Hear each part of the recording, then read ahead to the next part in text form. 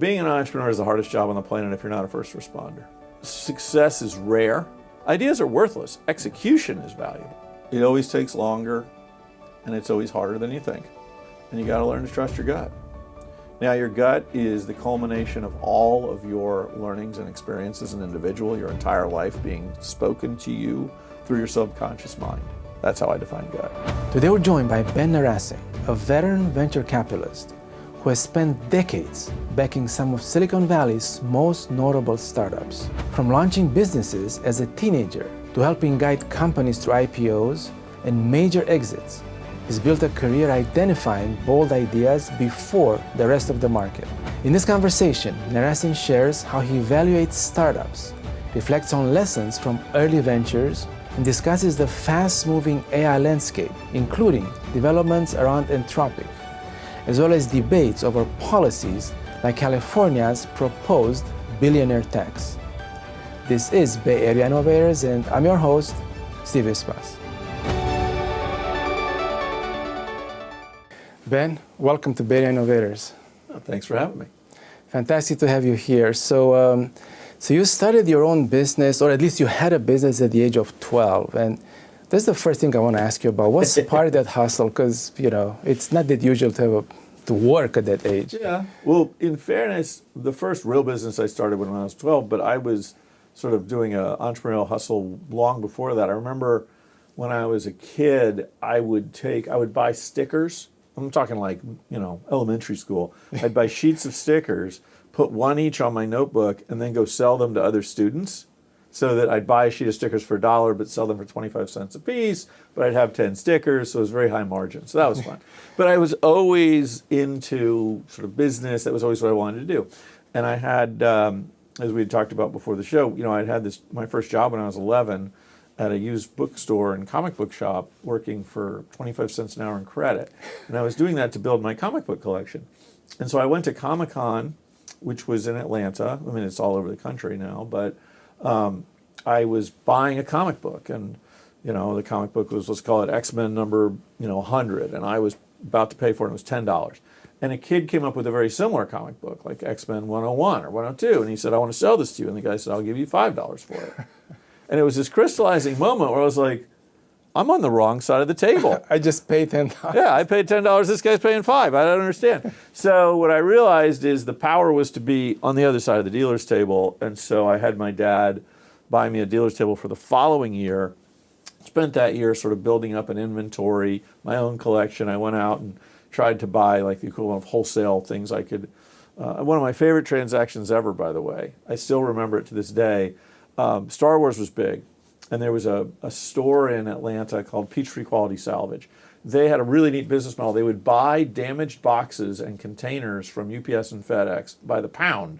Then they'd open them and sell everything in them for half price, whatever the price was. So they had about 50 copies of this magazine about Star Wars, which had come out. But I knew it was a collectible. So the cover price was $4, but it was on the market right then for $10. So they were selling them for $2. So I rushed outside, I got a quarter, I put it in the, back then you had to use a quarter for a phone booth. I called the store I worked for and I said, if I can get you 10 copies of this magazine, will you pay me $5 each for them? And he said, yes. So I used that money I borrowed from my dad and bought all the copies. I went back to the guy and said, okay, well, if it's $2 a piece, what if I buy them all? How about $1.50? So I paid for the entire box of these Star Wars magazines with the money I got from the trade I made with the bookstore I worked for, and that was part of my inventory for the first trade show I went to, the first Comic-Con. Anyway, bottom line, I went with my stuff. I went there with nothing except my inventory, and I came home with $1,500 in a paper bag, and my father became a big supporter of my future entrepreneurship, which was pretty much all I've done my entire life, is being an entrepreneur of some sort. Now let's jump a few years forward. Your first IPO, it's fashionmall.com, right? Yep. And that was one of the first .com companies?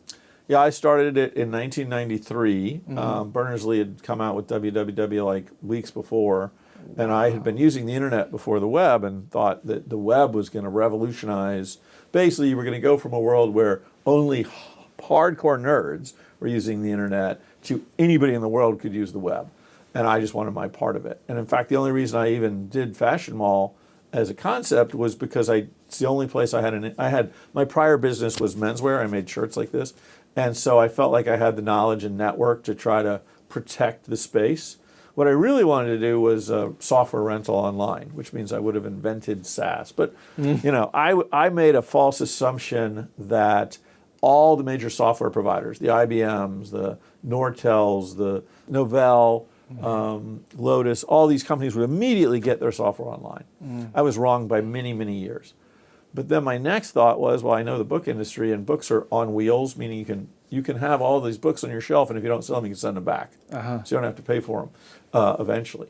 But I thought, Barnes & Noble, W.H. Smith, Borders, these folks will all go online. So I chose, one thing was wrong. I didn't need to worry about software companies. One thing I was right about, it wasn't that Barnes & Noble was an issue, it's just Jeff Bezos was an issue. So good thing I didn't start the book business. But I would have been neat to have been the first person ever to rent software online. So Fashion Mall, I've been told, was the first company ever to do cost per click in '94. We very quickly became a portal because it was clear that people were not ready to buy products online yet. And so we were the #1 site in the world we were bigger by volume than AOL Excite and Yahoo combined for any category we were in. Yeah. Apparel, accessories, footwear, beauty, fragrance, it's a huge category. Right. And that went quite well. And then we took it public in '99 and, quite a roller coaster ride. We were maybe the penultimate IPO because there was only one other one I'm aware of in the dot-com space after us before everything just shut down and went away. You were pretty young at that time. Yeah, I think I was 33. 3's always been my favorite number, so it worked out. Yeah. But it was a 25-year journey. So, or roughly that. I must have been a little bit older than that because I think if it was a 25-year journey, I must have been 38. Somewhere in there. All I know is a very long time. Like every business I ever started, I would sort of take all the capital I got from that business, put it all into the next business. Yeah. And eventually it worked. Although we came dangerously close to not surviving, which is what happens to every founder. So overall, you made about $1 billion for your VC firm's 3 investments. What are some of the elements you look for in a startup? And I'm sure there's a lot of different things, a lot of different avenues that you explore, but just give us a sense of what you look for. So I always say there's 5 things I need to make an investment. People, a great idea and a huge market. I have not succeeded in funding great people with bad ideas. Some people have made money on pivots, but they're extraordinarily rare. I think you can count them on one hand and have plenty of fingers left. So I need great people. Team is more important than anything else, but a great team with a bad product doesn't really work for me. So I need it all. I also really need the founder to make me say wow in that very first pitch. I'm not going to fund anybody in the very first pitch, but if I don't say wow in the first pitch, there's not going to be a second meeting. In 2023, just to give you an order of magnitude feeling for this, in 2023 and 2024, I saw a total of 10,000 pitches. I funded 6. But I would guess somewhere between 4 and 5 dozen never even got to a second meeting. There's an enormous amount of entrepreneurship happening in the world right now, and that's something I actually was thinking about a lot when I raised my own fund when I left NEA, because I thought that would happen post-COVID. But these are not venture scale businesses. There's the bank robber. They said, why do you rob banks? That's where the money is. Well, people just assume venture is where the money is, so they go there to raise money for their business. That is not the case. Venture is a very specific flavor of money. A VC that understands what they're doing needs to believe that any investment they make can return the entire fund. So unless they're sort of mega billion, and then they could replace that with make at least $1 billion for the fund. I was always envious of the fact that Moore's Law, there was a law named after him. So I have Ben's rule, which is if 1/5 of the size of your ultimate outcome is not as big or bigger than the size of the fund you're pitching, you shouldn't be pitching that fund. Because a venture firm will own typically 20% of a company. So let's say you buy 20% of a company and it exits for $100 million. That's great for the founder, as long as he or she still has good ownership. But the venture firm is going to make $20 million. Now, if it's a $20 million venture firm, that's great. I don't know many of those. If it's a $100 million venture firm, not so much. And if it's a $1 billion venture firm, it's literally a non-event. So you really have to have a shot, in my view, at a future public company. When things don't work out, you lose all your money, but when they do work out, you need to have a chance of doing exceptionally well. That's why AI has become such a hot spot these days, because it has that. Give us a bit of a sense of what a meeting with a potential company looks like. So you said you have 10,000 of them. Do you let them go through all their slides or whatever, or do you stop them and you say, I heard enough, and you leave? Well, a nicer version of that. So look, as an entrepreneur, one of the things I learned is nobody's doing you any favors by saying nice things when they're not going to fund you. Clarity and transparency is critical. Also, I can't have 10,000 pitches and then 10,000 follow-ups. So I always pass in the meeting. Now, in fairness, those 10,000 pitches were everything from an online demo day that would give you 1 to 3 minutes to pitch to a 1-hour sit-down meeting. Now, in the instance of I'm sitting with you hearing your pitch, I will tell you as soon as I know if it's not a fit for me. But I'm happy to be helpful. So I'll give you an example. There were 2 women, this was many years ago. We were sitting at Cafe Brony's in Menlo Park. They were pitching me their idea. And about 10 minutes in, I said, I'm going to stop you. I was an entrepreneur a lot longer than I've been an investor, and nobody ever helped me by pretending. So the bottom line is this is not a fit for me. And I'll tell you exactly why. I think they were in a category I didn't cover. Like you're in health and wellness, and there's some overlap with the FDA. I don't do 3 things. I don't do med tech, security, or crypto. Anything that might touch the FDA, I don't do. So I can't fund you. It doesn't matter how great your idea is, how awesome you are. But look, you're dedicating your lives to being entrepreneurs. You quit your jobs. You're taking this risk. I respect that, and you are do whatever I can do to help. So we booked an hour. Most of it's left. Your time is valuable. If you want it back, you can have it. If you'd rather sit with me, I'm more than happy to give you whatever feedback I can on your deck or talk to you about venture, help you think through a fundraise. And they said, well, why don't we split it? Why don't we take half the time for feedback and half the time we'll use to get back to work? I said, fine. Remember, this was an hour meeting and we were already 15 minutes in. An hour and 15 minutes later, I was like, okay, now I have to go because I'm going to be late for my next meeting. I mean, I'm a sucker for any entrepreneur. I was an entrepreneur for 25 years. I live vicariously through my founders. Entrepreneurship is all I know. I have no hobbies. I'm not interested in any sports. I mean, the only thing I have other than my founders and my family are that I play games at night. Like I used to play Call of Duty, now I'm on to something called Arc Raiders. Great new game. So, and I play usually with one of my LPs or one of my founders. I just found out one of my founders that has now moved on to some other things is an Arc Raiders player, so now he and I were playing this weekend. You can chit-chat a long way. But that's my vent. Other than that, nothing. Now, how many of those, let's say percentage-wise, how many of the pitches give you that wow feeling? Well, because that's how they take. Yeah, I mean, my point before was that out of 10,000 pitches, I probably had follow-up meetings with 6. Follow-up meetings with maybe 4 or 5 dozen, but I only funded 6. Okay. Now that was 23 and 24. Last year, I only funded 1 company. That is an all-time low, and it was really worrying me. But I have since talked to several other VCs that have had similar experiences. So I think it's a reality of right now. It's temporal because. The AI reality right now is drawing in all the best and brightest. And I'm not going to be seeding a company that's raising $400 million on a seed round on a multi-billion-dollar valuation. That's not my game. So a lot of those companies, I mean, yes, I've funded multiple AI companies, but a lot of those are just not in my, sort of strike zone. Like last year, the company I funded wasn't AI. It was wildfire fighting robotics. It's called Wildfire Robotics. So, they will bake AI in over time to make the robot more efficient and where it delivers the, flame retardant or the water. Yeah. But right now it's not. So that got me really excited. I mean, that was a wow moment to me because, I love when you find huge industries that are untouched by tech. Yes. Sort of like that movie when I was a kid where they discovered dinosaurs left over in some lost land. Yes. Firefighting equipment hasn't been touched probably for 50 years. There's been no changes in the technology around it. So that, to me, it's not that everybody in the world needs wildfire fighting. I prefer it if everybody in the world needs something I'm funding, but a lot of places do. So the scope of how big this could be is pretty much unlimited. Is your background tech or engineering or? Well, I grew up in a tech family. My dad worked at IBM. I had one of the first laptops ever made. So I was always using technology. The way I thought about it, technology used well in business is a competitive weapon. I think of there being sort of 3 possible times you can adopt technology. You can go in early when it's a little rough, a little riskier. That's when it's a weapon. You can go in when it's all been figured out. That is unlikely to be a material weapon, but at least you're not going to fall behind. Or you can come in really late. Then it's just an expense line, and maybe it's not even worth it anymore. I love the examples through history, of which there are many, of where technology changed everything for a company or for a nation.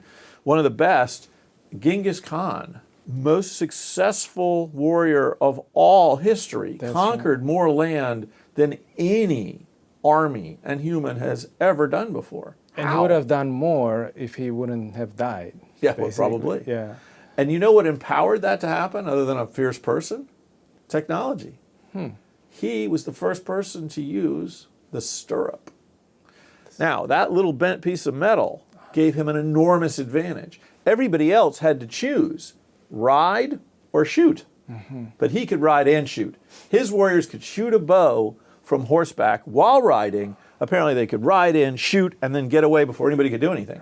In addition, he apparently had designed specific custom bows for that purpose. Taller on the top, shorter on the bottom, so his riders could take advantage of this combination of the stirrup and the bow to be better fighters. That's technology in his era. That technology changed everything. If you look at the history of war, the first to adopt usually are the ones that win.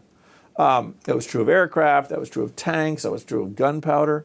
And now it's drones, right? Yeah. Drones are changing the Yeah, right now that's a huge issue. And now Ukraine's going to help us out with instead of us spending $1 million a missile to knock down a $5,000 drone, we're hopefully going to be able to use them to do it for less. Tell us about some of the red flags and the green flags that you would think of, if you're listening to a pitch. What would be something that's an immediately red and... Well, I'll say a couple of things. One, I named my firm Tenacity for a reason. I think that tenacity is a required component of entrepreneurial success. There are people, a friend of mine termed want-repreneurs, so W-A-N-T, entrepreneurs. They want to be entrepreneurs. They read about entrepreneurship. They think it's a neat idea. They have no idea what they're getting into. It is, being an entrepreneur is the hardest job on the planet if you're not a first responder. It is a brutal... success is rare. Now, people read about the successes. They think, I could have done that. Yes. I don't know. They say, I had that idea. Nobody cares. Ideas are worthless. Execution is valuable. So sometimes you find elements of that, a founder that might think that just because he had the idea, that's enough. A founder that maybe shows you evidence that they haven't stuck it out in the past in some other way.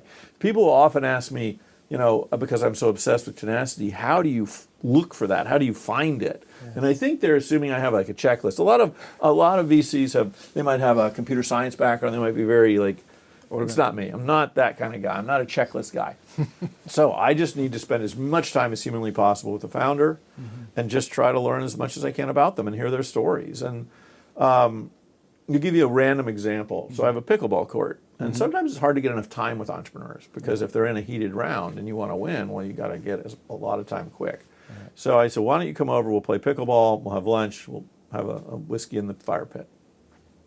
We're playing pickleball. He's learning pickleball. Pickleball's not a hard game. It's not hard. Yeah. It's an instinct game. Yeah. But my pickleball court is made where there's no fencing. So it's flush with the surface around it. Because I'm not a great athlete, but I can sprint pretty quickly, and I will go for any ball. Yeah. So this way, when I go for the ball, like yesterday I was playing with a friend, and I rammed into a fence, and it turns out it was only half a fence, and it was a net, and I was like, pretty high risk of injury. I actually still have a scar from having done that exact thing on my arm. Anyway, my point is, he went for a ball so hard that he ended up face planting into our bushes and coming out bloody. And I was like, that is the spirit I'm looking for. Yes. Now, obviously, there's a lot more to learn about his product and technology and his co-founder and everything else, but he had that drive, that refusing to lose, give it all energy that I need.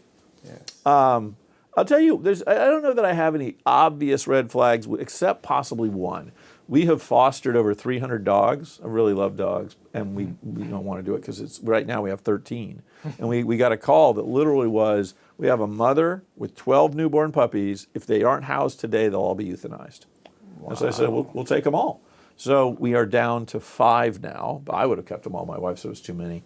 But I was like, fine. We just need to give them a place until they can be safely provided to other foster families. Right.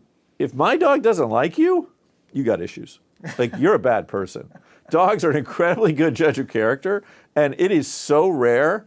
Now, if you don't like dogs and you have maybe you got bit by a dog when you were younger. I got bit by a dog when I was younger. I still have no issue with dogs. So, Yes. But if a dog doesn't like you, and he'll sense it. He'll sense it, right? yeah, I gotta believe there's something I don't know about that the dog does. So that's a big red flag.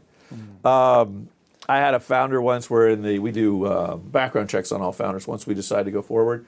13 small class actions against him. Wow. And I asked him, he's like, well, he knows I'm big into the elite soldiers and Navy SEALs. He said, well, when you're on the front lines, you take a lot of shots. I said, well, I was an entrepreneur for 25 years. I think I was sued twice, and I took a company public. People really have to be angry at you to be willing to sue you 13 times. Small claims court is a pain in the butt. It's awesome in that anybody can do it at any time. That also makes it dangerous. But you have to actually go. You have to physically go, file paperwork to do it. For somebody to be so angry at you, and the limit on it's like $2,500 or something. So you have to be very angry to sue for that little and go down and spend all that time doing it. So I was like, yeah, that's a hard stop pass. Yes. Criminal backgrounds would be a hard stop pass. But generally, I think it's almost never that flagrant or obvious. You're just trying to understand something. I was looking at a company once, and this was when I was at NEA, and it was a later stage around like a Series A or B. And I said, why don't I come into the office? I always like to go see the working facility, like see the team, see what people are doing. And I intentionally set it up for relatively late on a Friday. Not super late, not like 6 o'clock or something, but like 4, 3:30. I go there, and it's this huge space, and it's the two of them. I'm like, it's a really big space. Why do you have so much space? Oh, it's a sublet. Oh, okay. Where's your space? Oh, it's over here. Where is everybody? Oh, well, Burning Man's next week, so we let them go early because it's sort of like a workcation. I was like, that's sort of yeah. Sure it is. Okay, good excuse. Yeah. I'm glad you've talked yourself into why you can spend a lot of money going to, I've only been to Burning Man once, not my thing, but it just was like, it's a pretty big stretch. The work ethic of founder, usually, in addition to tenacity, there's a brutal work ethic and usually a lot of frugality. I've had spendthrift founders that have succeeded, but it's very easy to get into trouble very quickly. You think you have all this money, and then you realize it's not that much over time. One of the takeaway I take from this is that the idea part, where someone thinks that, I have this great idea, so therefore I'm going to be successful. When there's a million people having great ideas, and maybe one or two become successful. I want to go to your 92, I think, you was meeting with Bloomberg. What was it like? I think there was an experience that we chatted before. Yeah, that was an interesting one because I have a lot of respect for him. In fact, I voted for Bloomberg as a write-in the last 3 presidential elections because I couldn't stomach any of the candidates. I didn't expect him to win, and I knew my vote wasn't going to be useful, but I wasn't willing to cast a vote for either party. So it was in the early-ish 90s, it might have been 93, and a small group of us through, I think, my YEO group, which is like YPO for younger people that are entrepreneurs, got to go visit Michael Bloomberg and his space at Bloomberg and, hear him, and he talked to us. It was just a little room, a little bigger than this, I guess. And I think I asked what he thought of this new thing, the web on the internet. And his response I found amazing. He said, the internet is going to be the biggest thing in our lifetime. And I'll believe that when you show me a CB radio in your car, because that's all it is. It's just a big CB radio that goes around the world. And I was struck by, he's a very smart person, but this seemed like an enormous blind spot. Yes. Not just because I thought his interpretation of what the internet was off, but because his business to me was the single most at risk of any business. I thought. I was wrong about that.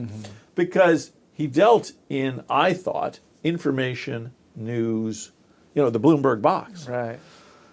The reality is the Bloomberg box is a lot more than just a news feed and stock ticker quotes. It is your email, and for lots of reasons, it survived and prospered. But if it were merely a terminal to get the news, there would have been nothing more at risk. Because all of a sudden, all that information you could have gotten the day before the web, if you wanted to get, the SEC publishes all this information on what they call their Edgar database. If you file for your IPO, it goes up there. The minute I file, everybody in the world gets to see it. Right. But before the web, if you wanted to see it, you better have a license, and that meant you were inside a very, very high-end financial institution. Not cheap. The day after the web, anybody, a random homeless person can wander into the library and pull up the Edgar data on SEC and see what my most recent filing was.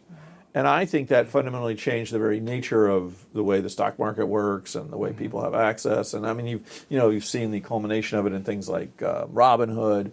But everybody now, and Regulation FD, which required that anything that was said to one person was said to many. Saw a fascinating story that supposedly before Regulation FD, which I had to live with when I was a CEO of a public company, which is fair disclosure, before Regulation FD, if I was a stock analyst and you were from a major company, you could come give me a briefing. And supposedly Warren Buffett's returns before FD were twice the S&P. After FD, they were basically the S&P. Not because he did anything inappropriate, but because a material influential investor like that will get access to people that will tell them what's going on in the company. Regulation FD said if you say it to one person, you have to say it to everybody. I used to ask my lawyers about how I could fulfill that, and we decided that if I said it online, that was good enough. So if I wanted to make an announcement, we'd usually go. I was also one of the only CEOs of a public company back then that would do an Ask Me Anything every quarter when we released our earnings. We would just do a Yahoo bulletin board, and people could come in and meet me and ask me questions digitally, which was fascinating. Like that sort of transparency has become quite common. Not back then, and certainly not before the web.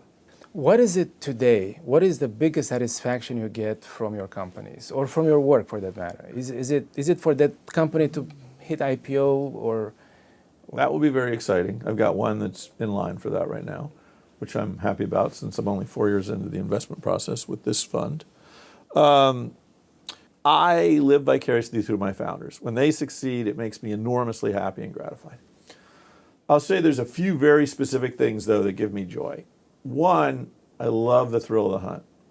So, I use the analogy of big cats. If you think about a traditional venture firm, like an NEA, which I love, which is where I came from before this, it's like a lion pride. So the way we were in Africa, and I learned this about lions, the male lion spends most of the day sleeping and sometimes having fun with his partner.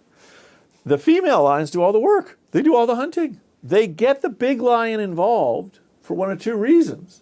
One, a really big piece of game they can't take down by themselves, or two, the pride is threatened. Another male lion's heading over. That's when the male lion gets there.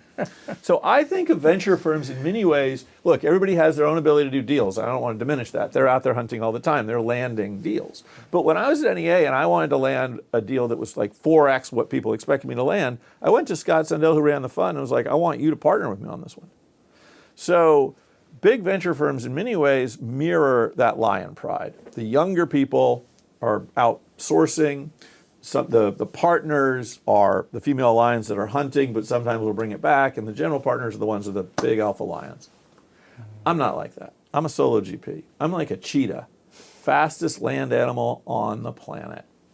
I sit there all day long watching the gazelles go by, those pitches, 10,000 pitches, until I spot the one that I believe is the right one, and then it is myopic, 100% energy, all out. And that is thrilling, because the world disappears. It's like rock climbing, or I'm sure if I was racing cars, it would be like that. I've never done that.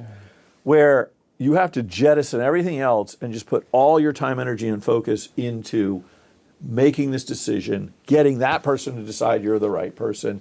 It's the pursuit. But it's a mutual pursuit, right? I have to convince you I'm the investor you should choose, while deciding that you're the investment I should make. How involved are you once you decide to fund the company? How involved are you after that? So a lot of excellent VCs, one particularly said to me once, at the end of the day, he realized he was a stock picker. There's only 4 things you do as a venture capitalist. They're all very hard, but they're all very important. You got to find the companies. You got to pick which ones you want to fund. You've got to win the right to fund them, and then you have to help. Winning the right company is the most important part. I am always available to my founders. But at the same time, you don't want to be obtrusive. It's got to be their decision. Like sit in their office the whole day. No, that's not. No, what I say to my founders is I have really only 2 rules. And one of them is I have to see you once a month. You can see me anytime you want. And the range of things I've been willing to do for my founders, I mean, I literally with less than a week's notice, dropped anything, wiped out a week of my calendar, flew to Barcelona to pitch on stage on behalf of a founder, won the competition, flew back after doing a bunch of business development for him. Like, I'll do whatever a founder needs me to do, as long as it's legal and ethical. I've gone to founders I'm like, next week I'll go to South by Southwest. I flew there once with founders to launch their product, handed out flyers for them in line, like tried to convince people to use, I mean, whatever it takes to help. The reality is your best founders don't need you around, but benefit when you are there in certain cases. My best founders will call me for advice on very specific things. It is also very important for my founders and to me that I help them with their fundraising. You know, I built a network of over 300 tier one VCs that work at the top 10 to 12 funds. When the time is right, I will take my entrepreneurs to those people and get them meetings pretty quickly because they know that if I'm bringing them something, it's fundable. They may or may not fund it. Remember I said I have 2 rules? The second rule is I will help you raise your Series A if I think you're ready, not if you think you're ready. Now in 18 years, I've only had to say no to 2 founders. I've said, no, I will not help you raise this round because you are not fundable. And I was right in both cases. In one case, the entrepreneur came back to me 6 months later and said, I wish I had listened to you. It was a waste of my time. And I was like, well, you know, it's the horse to water. You can tell them all you want. It's not going to matter. Or it's more like the stove is hot. You can tell them that, but ow, they got to learn on their own. The other one limped by forever and eventually shut down. But that was the longest lived founder I've ever had. I mean, I don't want you ever to give up, but this founder went for it was something like 15, 16 years. And finally just, at that point, you need to land the plane. You need to get some jobs for you and your people. But So let's talk about Anthropic for a little bit. They've been in the news even today, I think. You know, the big news is that I guess they lost the contract with the Pentagon. What are your thoughts on that? Are they doing the right thing? yeah, that's a tough one. It's interesting. I was actually having dinner with one of the early investors last night, and we were talking about this in his conversation with Dario. I mean, one point he made that I like is, you know, you can never tell what unintended consequences come from an action. Now, my understanding is that Anthropic has said from the beginning this is what they would do if they were in this situation, and they wanted to live up to it. The government was also not a material source of revenue for them on a percentage basis. However, it would have gone on to be a very large amount of revenue. What I think will probably happen, though, is by taking what would be viewed as the moral high ground, he will become the choice for both talent and companies that is important to. So, you know, I would guess it won't hurt him overall. You know, like you got to have Coke and Pepsi. So neither Coke or Pepsi has a moral high ground to stand on, but in this case, if it's between Anthropic and OpenAI, well, if that moral high ground is material to you, then you're going to make that decision. Right. It's too early to tell, though, but it does not appear to be slowing them down. One quote that I can repeat, because I'm not going to repeat anything told to me in confidence, is that the day after that news, Anthropic, for the first time ever, surpassed OpenAI in downloads in the App Store. Interesting. So I doubt that was because of their Super Bowl ads. Very You know, so it's, and I'll make a last point. I mean, you're in the media business. I'm generally a believer that if you spell my name right and you get the name of my firm right, Tenacity Venture Capital, which only has a LinkedIn page, has no URL to promote, fine. Everything else is immaterial. People will forget it all. So there's probably more media attention, as exciting as a company as that has been, than this company has ever gotten in its life.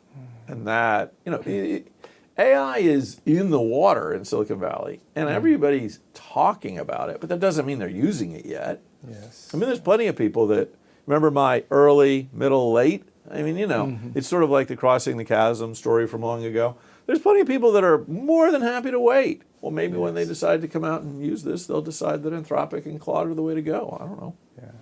Well, clearly, there's something like $1.4 trillion being pretty much put into AI with a $13 billion revenue. So that there's a long ways to catch up there. But let's move on to this tax that's been talked about. Yes. Our media did a story on it not long ago. The billionaire tax. There's something that's been talked about before, but I guess it might be on the ballot, I don't know, in November.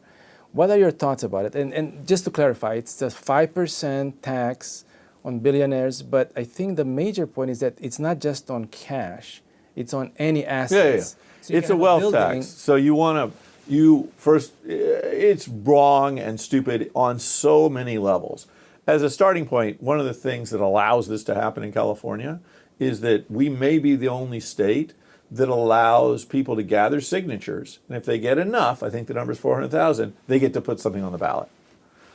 It's this like, oh, so we don't want our government to govern, we want to govern for them. You know, I literally could run a campaign to say, I believe we should change the name of California to Ben Narasinville.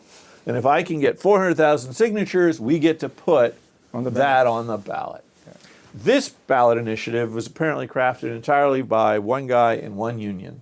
They're also apparently the ones that will gain all the capital from it if it were to go through. I suspect it will likely get on the ballot. It's the sort of pablum for the proletariat BS that people love to support. The problem is there's no data to support it in any possible way. First of all, wealth taxes have never worked. Okay? The only place they work is Switzerland. But there's like 8 other countries in Europe that pass wealth taxes and then later abandoned them. They didn't raise the money they thought they would. They were expensive and they made them look bad. So the only place it's worked is Switzerland. But Switzerland charges, as I understand, I have a friend there. It's a very unique country. Yeah. And their first of all, they negotiate what the value of your estate is every year. You can reach reasonable agreements. And they're doing a 20 basis point to 1% annual wealth tax. They also don't have capital gains. So, wait, you want the it's confiscatory. They want to say, we know in many cases, let's say you have $1 billion net worth, of which 800 million is in things you haven't sold, right, and 200 million is in things you have. So basically you already paid your tax on the 200 million, but we want a piece of that again. We're not really happy with the fact that you already paid us the tax on it because you're a billionaire, therefore you must be bad, therefore we need to tax you. Whatever. I mean, it's basically just socialism in a new clothing, and it's ridiculous. And socialism never worked. Communism never worked. I mean, it doesn't work. The data is horrifically bad. There's a great quote from an economist that was, we used to debate, Milton Friedman. He said, socialism's history of failure is so bad, it can only be denied by intellectuals. It's just a terrible truth. And by the way, it's also a one-time tax. Really? When I moved here, sales tax was about 6.25. Now in my town, it's about 8.75. Why? Temporary sales tax increases to help with fill in the blank. Politicians have never seen a tax they want to give back. They've already started talking, that horrific Vermont pound the table idiot is already out there like, we need it to be 5% every year. Because here's the problem. We don't live in a communist regime, so you can't force us to do anything. Right. So when they announced that they might put this on the ballot, half the billionaires they were going to tax left this state. Yes, I saw that. It's just, and by the way, nobody feels bad for a billionaire. Oh, woe is that poor billionaire. But here's the thing. It's billionaires today. The U.S. income tax was meant to be temporary. When it was started, it was a 1% tax, or it was a tax on the 1%. Yeah. Where'd that go? Oh, a temporary tax that stuck and grew to over 50% of my income every year? Huh, yeah. What a surprise. These are very predictable things. First of all, it's not going to be one time. Secondly, it's not going to be just billionaires. And thirdly, as you mentioned, it's not on the money you've made. So you started a company and you worked really hard and you risked it all, and now your stock's worth a lot of money, but now you're going to get taxed on that? Mm-hmm. Taxing unrealized capital gains is also idiotic. To me, there's also the issue that I grew up in communism, where they took over 1945. In 47, they took over your land, your everything, and they redistributed the wealth. But the poor became even more poor. Yeah. It's just the handlers became rich. The danger I see is that how does that dampens the motivation? Well, also, when was the last time you saw California spend money effectively? California's own sort of oversight board has said they found something like $8 billion of waste in the last not too distant period of time. So tax and then spend poorly? I'm generally laissez-faire. I believe people are going to do better with their own money than the government will. Mm-hmm. Was it Reagan that said, the one thing you don't want to hear is we're from the government, we're here to help? Yeah, no thank you. You look at all the great things we've done with the capital so far. Look at we spent $28 billion on homelessness in California, and we have the highest homeless rate of anywhere in the country. Right. yeah, our future presidential candidate said 20 years ago he'd cure homelessness in 10 years, and now we're literally have spent more than anybody else and have the worst program of all. Yes. It's just not, there's always, I've been rewatching all the Milton Friedman stuff, and he makes the point that you can't do something good by bad means. And he also points out, exactly as you stated, that if you look at the state of people at the lowest rung, they are better off in free market economies than they will ever be in socialist or communist economies. Yes. Free markets lift up everybody. People like to be all doom and gloomy. Oh, woe is me. Look at the poor. Look at our unemployed. Whatever the problem is. Our life is better than it's ever been. Period. Full stop. Yeah. Life expectancy longer than it's ever been in every demographic. Okay. There was a president of the United States within the last 40 years. I forget. It might have been Harding. His son got a cut. His son's cut got infected. He was dead in weeks. Wow. Today, a homeless person on the street can go into a hospital and be saved from that same wound. Doesn't matter about your... Look, I'm not saying there isn't a huge spread between rich and poor. There absolutely is. Right. But you don't... rich doesn't cause poor. Yeah. That's the thing. Like, wait, are you saying... So, again, Bernie Sanders... The guy, I don't understand. Like, does he just ignore all data and just rant for the fun of it? I mean, I rant, but I rant based on fact, not on made-up stuff. Well, pretend I'm a local communist, as he seems to do. He was whining about. He was tweeting out that Trump, Bezos is going to lay off 2,000 jobs. Look at this evil billionaire. I'm like, you don't want Bezos to exist. He's somebody that started a company, literally, I've met Bezos. People. Yeah, exactly. Met Bezos in 94, young and energetic, great guy. He's changed his flavor a bit, but I have a lot of respect for what he did. He quit a job that was exceptionally well paid in New York to drive his, I think it was Toyota Corolla, with his wife and all their belongings cross country to start Amazon in Seattle, which I visited, where he would buy doors from Home Depot to use as desks, because he was so cheap, which was great. And from that, he built a business that is now the single largest retailer in the world, outstripped Walmart recently.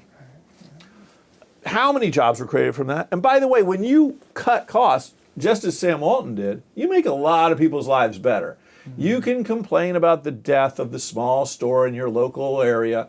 I'm going to ask you why you're complaining about a store that ripped you off for so long. I'm not saying every store did. But like when I go to Whole Foods, I get good quality product at reasonable for what it is prices.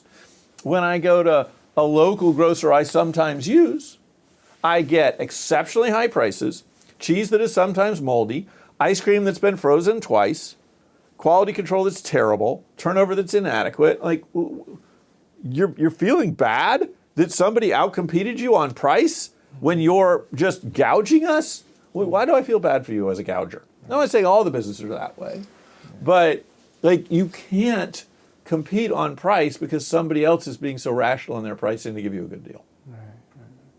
Well, so the billionaire tax, again, it's something that we'll see what happens in November if it gets on the ballot.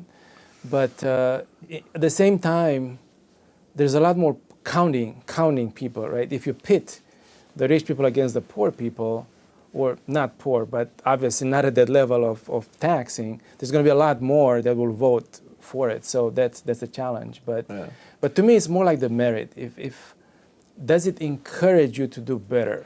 I had an LP of mine that was asking me about this. He said, should I be worrying?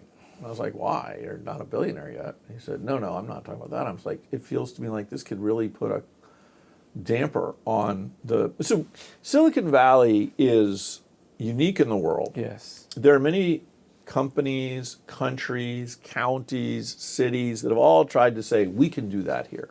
And they can't. I've traveled a lot of the world talking about this topic.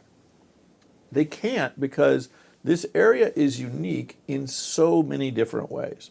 People try to give it credit. Why is Silicon Valley the way it is? Oh, it's the frontier spirit. It's all those people that took that risk to come west. It's like the gold miners. That's probably part of it. Somebody else made the position it was the first state that would not enforce the non-compete, which means that the Hateful Eight, the people that left one chip company to start another one, that couldn't have happened in New York.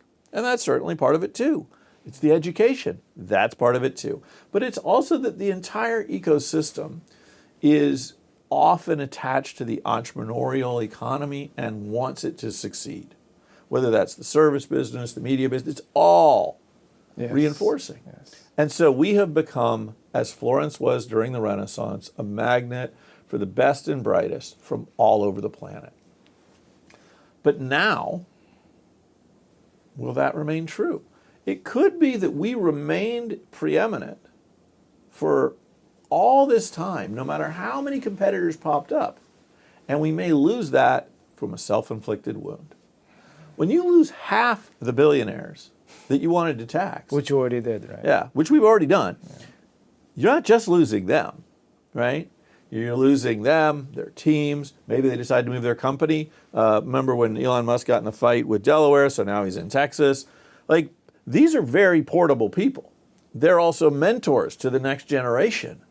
And if you're not a billionaire yet, but you believe you could become one, which would be an arrogant thought process, but you need that to be a really outsized entrepreneur, maybe you don't come here anymore. Maybe you're worried.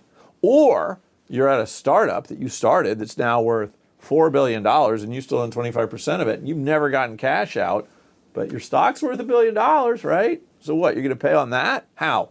What are you going to mortgage? You're going to borrow against your stock? I guess. It's a terrible, terrible thing.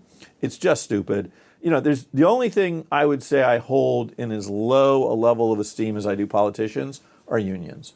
And so the combination of a union partnering with politicians to try to do this tells me everything I need to know.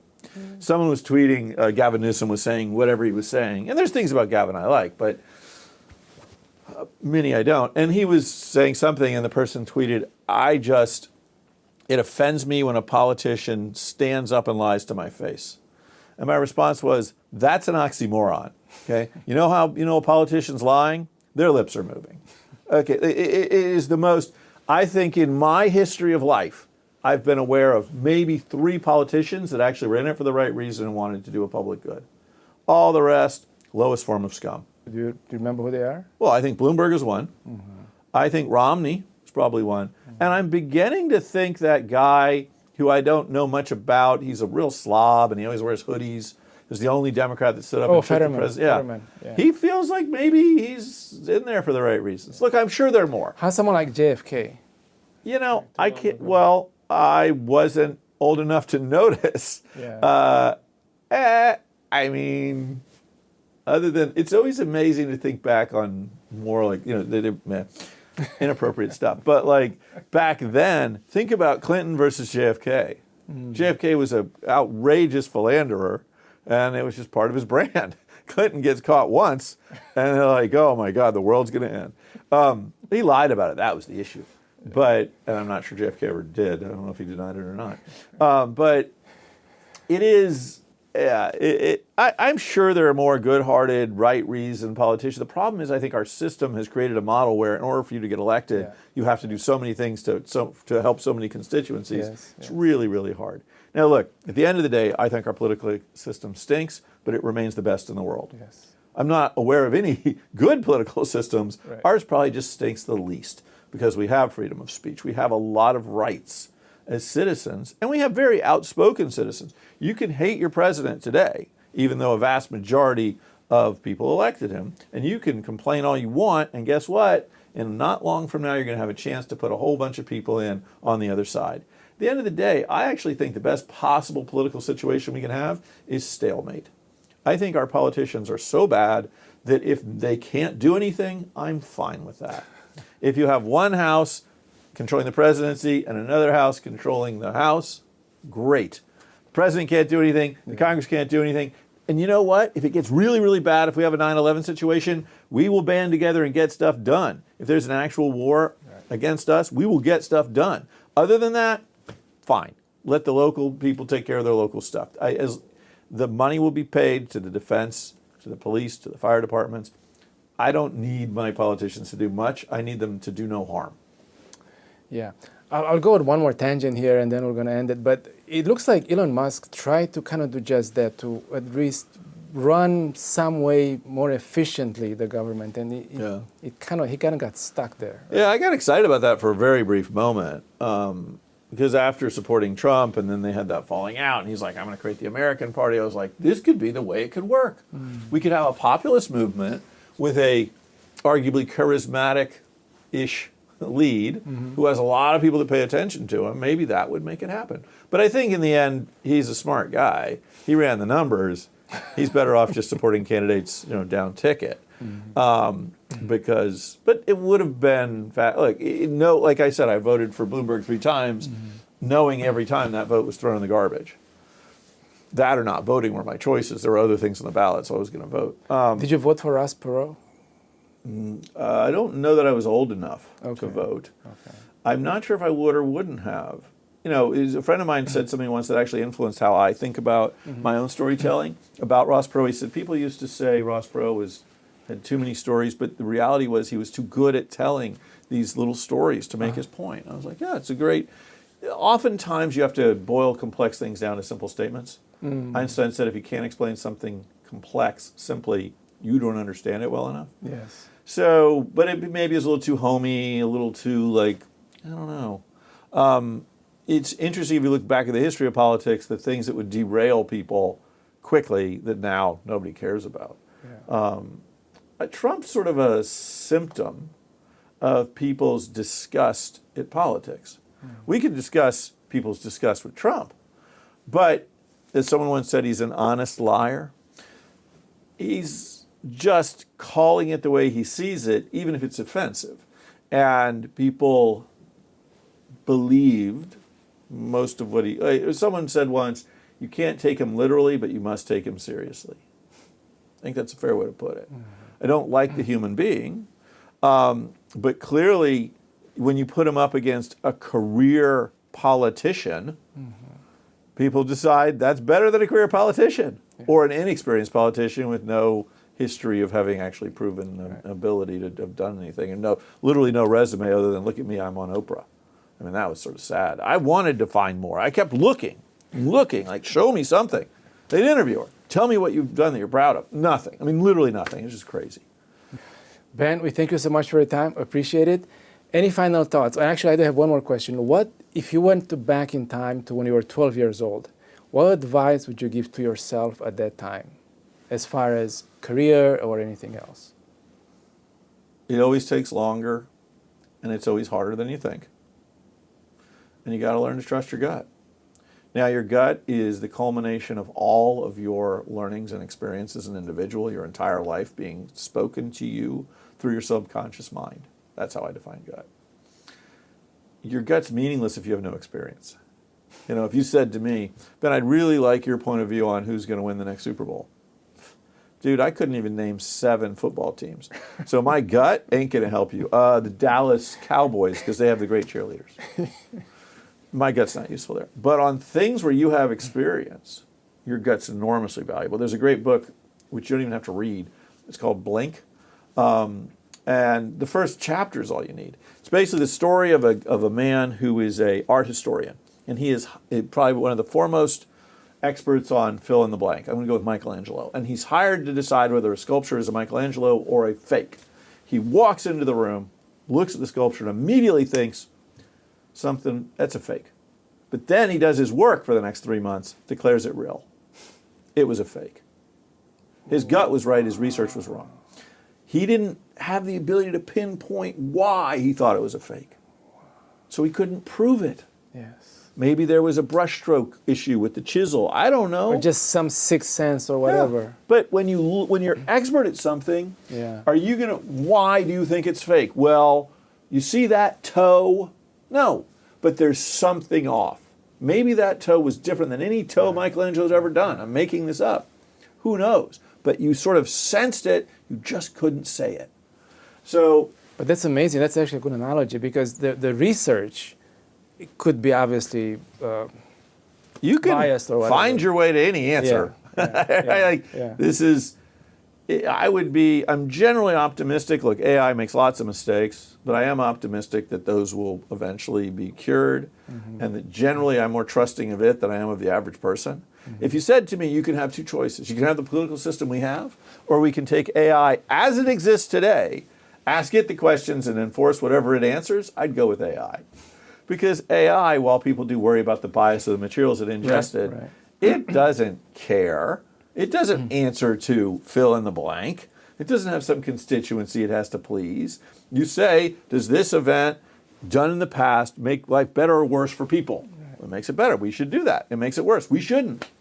I mean, Yeah, for that it may work, but indeed the models or the whatever it's ingested into it, that can make a difference as far as bias. Yeah, I mean, when people usually, and this is going to be our topic tomorrow at Stanford, the talk about bias is generally because a lot of the content that was ingested was written by or created by a certain type of person. Exactly. And so it may have gender or racial bias. But if you are dealing with data, I mean, yes, people use data to lie all the time. Yeah. They've stopped publishing certain types of data around crime because they think it comes off as racist. Yeah. How is it racist if it's accurate? Yeah.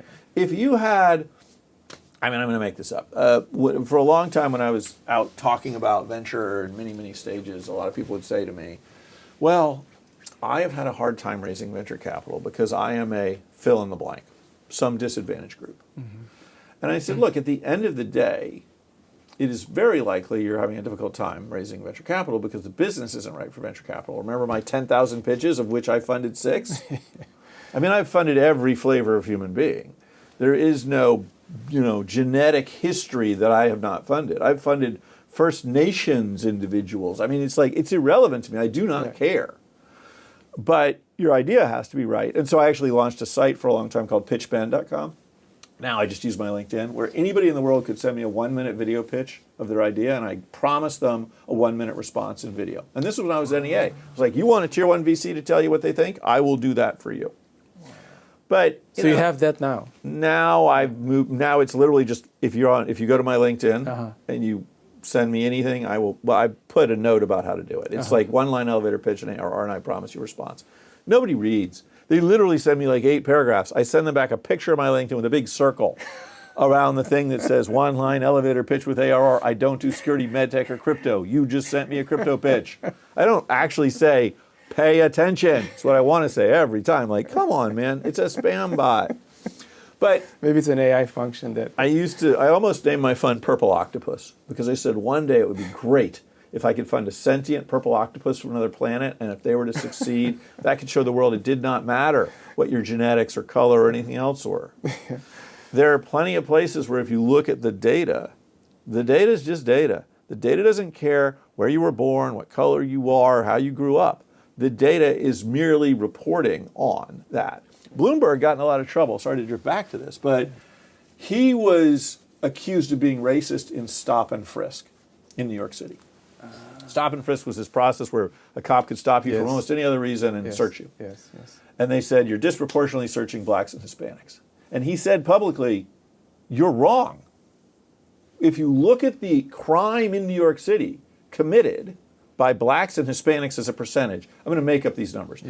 50% of crime is black, 20% is Hispanic, and the rest is all spread around a bunch of people in 5% chunks. We're only stopping 40% blacks, 12% Hispanics. We're stopping less people than are the percentage of crimes. Right. And man, was he's a racist. Oh my God, this is terrible. Or just for giving those numbers. Just for giving numbers. These are just numbers. Replace the color with something else. 50% of crimes are committed by whites. Well, then I guess we should, search 50% of whites. I don't know. It's not fair to crucify somebody for stating data. And yet we're so sensitive. Oh my God, they just said something bad. I mean, I'm half Jewish. If 50% of all crimes were created by half Jewish people, I would not be at all surprised if I got stopped in stop and frisk. Would I complain, oh my God, you're really anti-Semitic because you're stopping me? No, it's just that when I get to the AI influence, what may happen is we may become more focused on the data. We may start to realize there are answers which are available to us in an absolute form in the form of data. Because I would challenge somebody to show me how that data is flawed. Now you could talk about why, you could talk about some historic issue, but if you're talking about the way the world exists today, we still breathe air, we still drink water, and data is data. How you manipulate it, that's a different thing. And I don't think AI needs to or wants to manipulate it. Excellent point. Good place to end it. We thank you so much for your time. Really appreciate you it. having me. It's been fascinating. Thank you so much. Thank you. Thank you for watching another episode of Bay Area Innovators. If you enjoyed this episode and you know someone who should be on our show, please send us an email at sfbay@epochtimes.com. We would love to hear from you. Thank you and see you next week.